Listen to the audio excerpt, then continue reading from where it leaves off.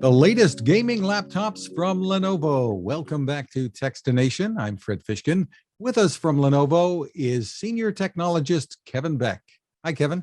Hi, Fred. How are you? Doing great. Well, you've unveiled the latest generation of Lenovo Legion laptops. Give us a bit of an overview here. Is there an overall theme to what you're doing?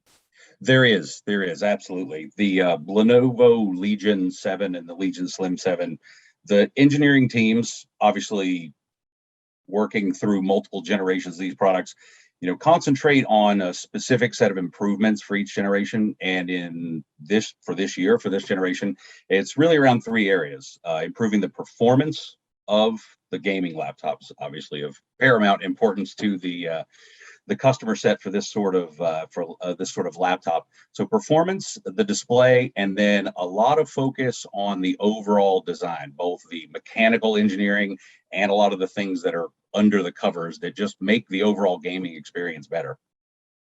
Well, let's get into some specifics with some models here and what you've done. Want to Sure. start at the top? Will do. So some of your viewers may be aware, as you may be, we have some specific names for the technologies that we put into our Legions. And starting sort of at the top level, cold front is the blanket term that we use for the overall cooling system in the Legion laptops. And we're up to cold front 4.0. And what cold front refers to is the totality of the hardware and the software, the actual mechanical parts of the cooling system, as well as the things we do under the cover. And speaking of under the covers, the AI engine that we have is 2.0 for this year. And what the team does is, in the development of these products, go through an extensive set of testing and tuning with an AI machine learning type platform that looks at the balance of CPU power, GPU power, the performance of the thermals, the temperatures, the fans, the noise. And in this generation, we've got a predictive fan speed algorithm that really looks at like what the performance is doing over time and anticipates that.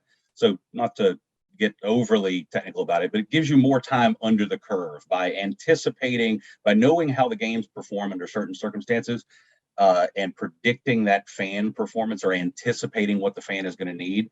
It lets it run faster, longer.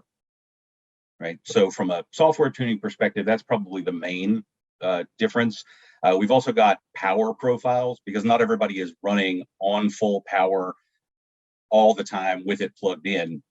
So even if you do have to game on battery, or you're in an environment where you need it to be quieter, we're still getting the optimum performance depending on that power profile that you choose. And then we've got a lot of hardware things that we've done in both of the systems this year, completely redesigned from the ground up.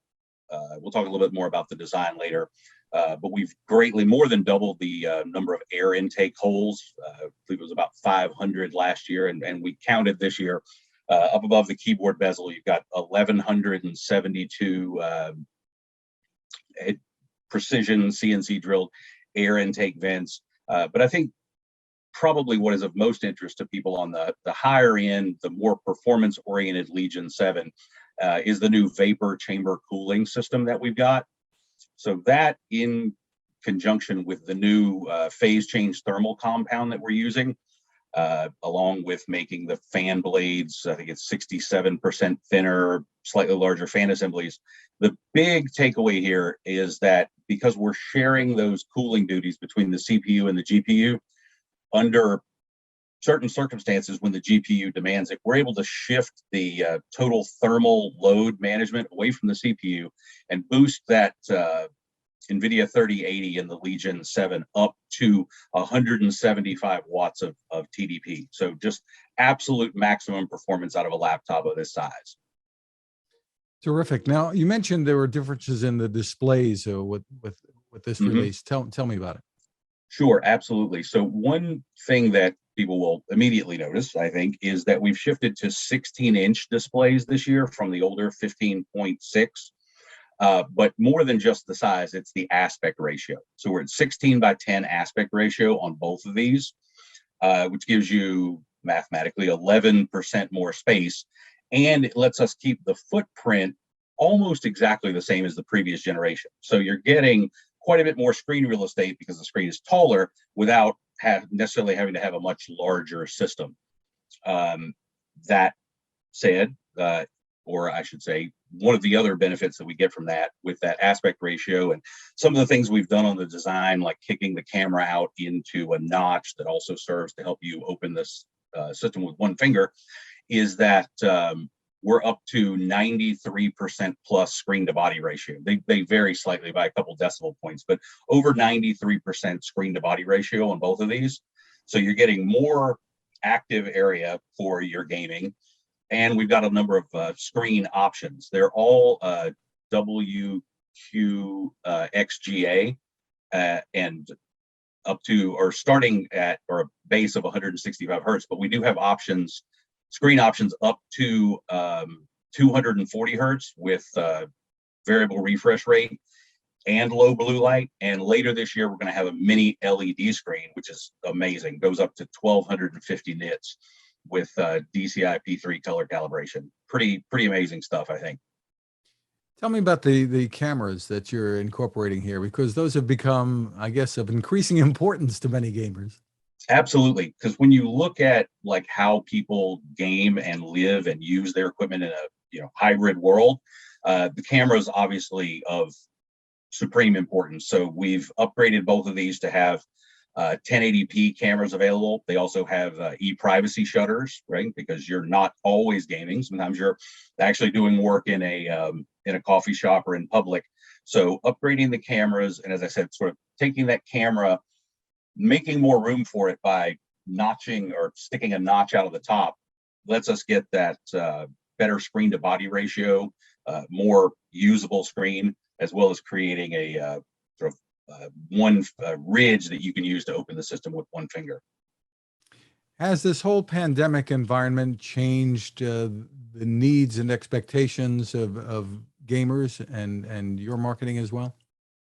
Yeah, absolutely. What we found, and it's the reason we offer multiple options in Legion laptops, is we've got what we see in talking to gamers around the world and the studies and focus groups that we do when we're planning these products, is that you've got folks who just want the maximum performance available from a laptop, and that's what, from a gaming laptop, and that's what the Legion 7 is. But the Slim 7 is more targeted towards a group of people who are doing more balanced sort of work or more multifaceted work, because a lot of people obviously stream their games. So, whether it be Twitch or YouTube gaming or whatever. So that's why we've upgraded the camera. We've upgraded the screen to body ratio.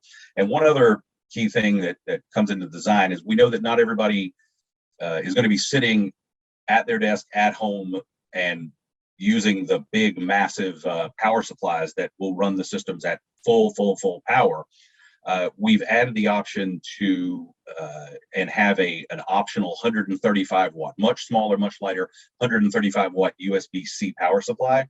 So obviously you're not going to get full gaming performance with that, but with the mobility needs and the work from anywhere kind of world that we live in now, it gives people a better, lighter, more portable option for working away from home.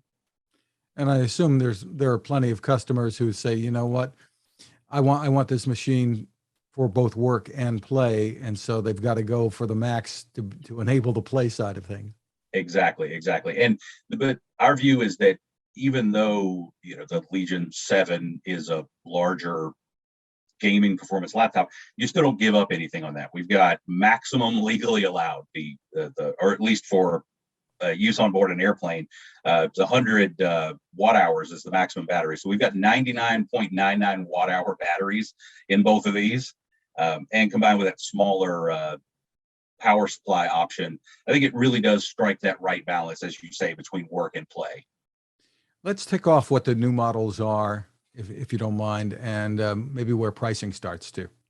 Sure, absolutely. Let me just pull up a sheet here and make sure I get this absolutely right. Don't want to misquote these figures. So both of the announced platforms, the Legion 7 and the Legion Slim 7, come in 7i and a 7 variant, the 7i being the Intel variant and the 7 being the AMD variant. So a lot of choice there for people who, given their can choose their preferred platform. So the Legion 7i will start at $2449, and that'll be available in May. The 7, the AMD variant, that's $2059 entry price, and that's available in June. The Slim 7i, the Intel variant, that's going to start at $1589 and also be available in May. And the Slim 7, the AMD variant of the Slim 7, will start at $1519 and be available in June.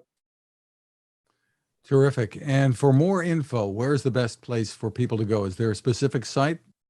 Absolutely. We at Lenovo.com, we've got in the Legion link there, there'll be a full overview of the products, all the new features, the new design, the new magnesium aluminum casing. Everything will be explained there right on our homepage. And I need to ask, because it's been such an issue for everyone over the last number of months, any supply chain issues? Are people going to be able to get their hands on these machines? We believe so. Absolutely. I mean, it's something that our supply chain teams work on every day. And right now, those are the dates we're showing for availability, and our team's hard at work on that for sure. Terrific. Again, it's Lenovo.com. Look for the Legion line. Kevin Beck, thank you for taking the time with us. Certainly, Fred. Thank you so much.